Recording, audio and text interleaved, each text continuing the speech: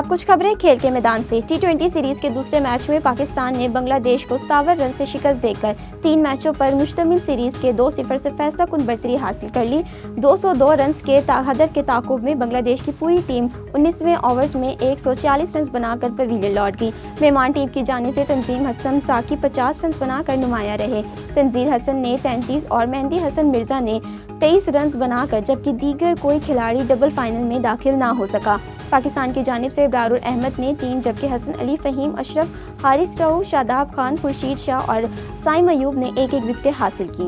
Asian athletics champion شپ میں Javelin through کا final آج ہوگا۔ قومی ہیرو ارشد ندیم ایک اور ٹائٹل جیتنے کے لیے پرعزم ہے۔ ارشد ندیم نے 86.34 میٹر کی تھرو کر کے فائنل میں جگہ بنائی۔ قومی ایتھلیٹ یاسر سلمان نے بھی فائنل کے لیے کوالیفائی کر لیا۔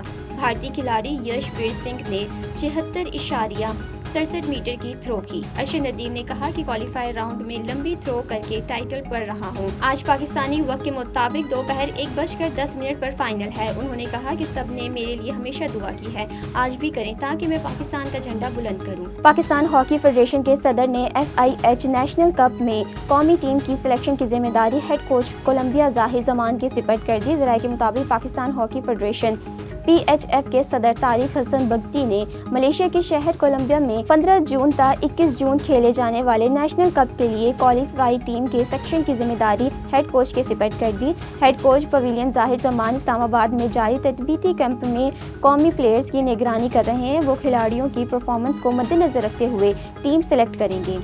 بعد ازاں PHF صدر میر طارق حسن بگٹی کی منظوری کے بعد ٹیم کا اعلان کر دیا جائے گا۔